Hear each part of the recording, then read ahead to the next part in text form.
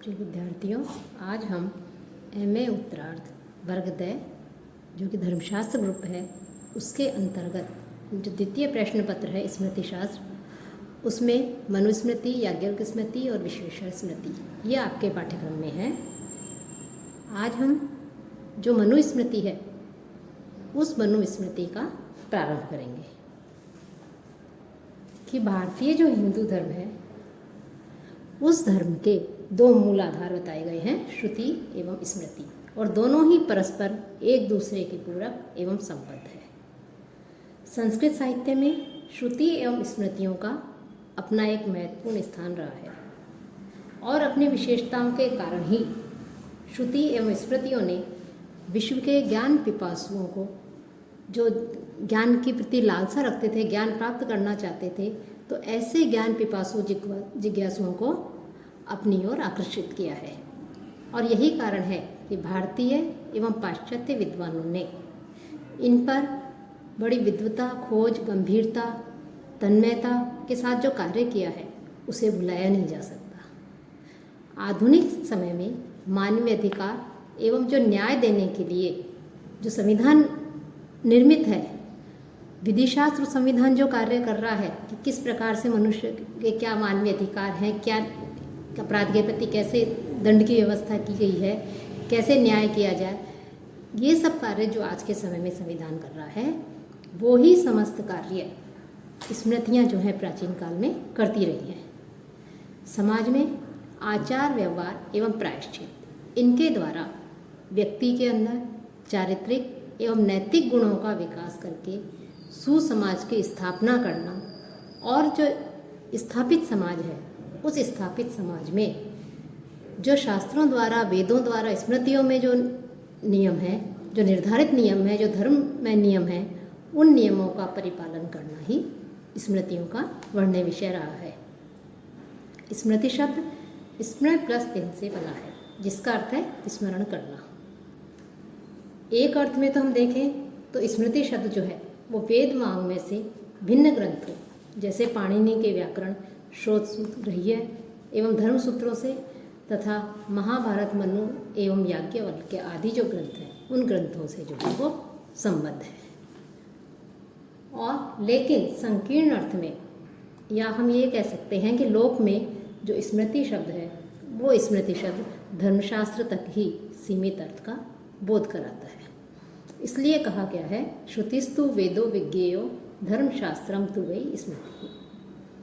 लेकिन जो स्मृति शब्द है उस स्मृति शब्द को व्यापक अर्थ में ग्रहण करना ही अधिक युक्तिसंगत प्रतीत होता है। स्मृतियों की संख्या भी जो विद्वान हैं उन्होंने अलग अलग मानी है, स्मृतिकारों ने अलग अलग मानी है।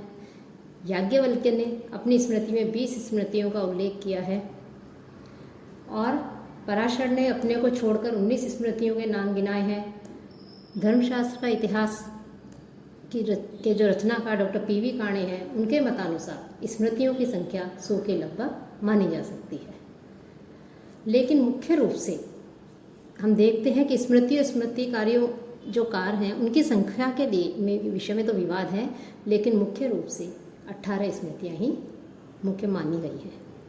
उनमें मनुस्मृति, याज्ञवल्क्य स्मृति, पराशर स्मृति आदि स्मृतियाँ आती हैं। और मनुस्मृति, याज्ञवल्क्य, पराशर, नारद आदि जो प्रमुख स्मृतियाँ हैं उनमें भी मनुस्मृति और याज्ञवल्क्य स्मृति, ये दोनों स्मृतियाँ हिंदू समाज के विधि नियामक ग्रंथ जो है वो माने गए हैं। इसके इन स्मृतियों के बाद के जो स्मृतिकार हुए हैं उन्होंने जो स्मृतियों की रचना की तो उन्होंने मनु एवं याज्ञवल्क्य के मतों को ही अपने स्मृतियों में स्थापित करने का प्रयत्न किया है।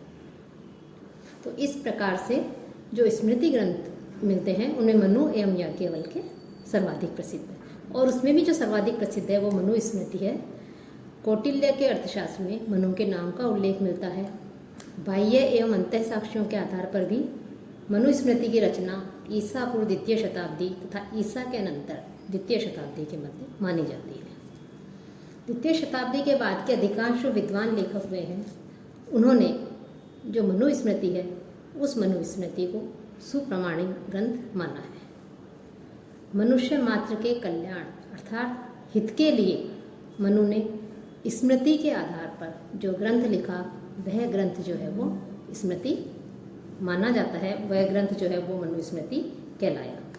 तो जो मनुस्मृति है, इस मनुस्मृति में के जो प्रतिपाद्य विषय वस्तु के विषय में जहाँ तक प्रश्न उठता है कि मनुस्मृति को भारतीय जीवन दर्शन में प्रमुख स्थान दिया गया है और इसकी विषय वस्तु वैदिक एवं भारतीय दर्शन की विचारधाराओं से ओतप्रोत है। मनुस्मृति की विषय वस्तु वैदिक और भारतीय दर्शन की विचारधाराओं से ओतप्रोत होने के साथ ही यह जो है, जो भारतीय वाङ्मय है, उस भारतीय वाङ्मय का हम कह सकते हैं कि मनुस्मृति एक बहुमूल्य जो है वो ग्रंथ है। तो मनुस्मृति का जो आपके है कुछ अध्याय आपके पाठ्यक्रम में हैं, उन अध्यायों का जो है हम अध्ययन करेंगे। वैसे इसमें 12 अध्याय हैं, उन 12 अध्यायों की क्या विषय वस्तु है, उनमें किनका वर्णन है, इसके विषय में हम अगले व्याख्यान में चर्चा करेंगे।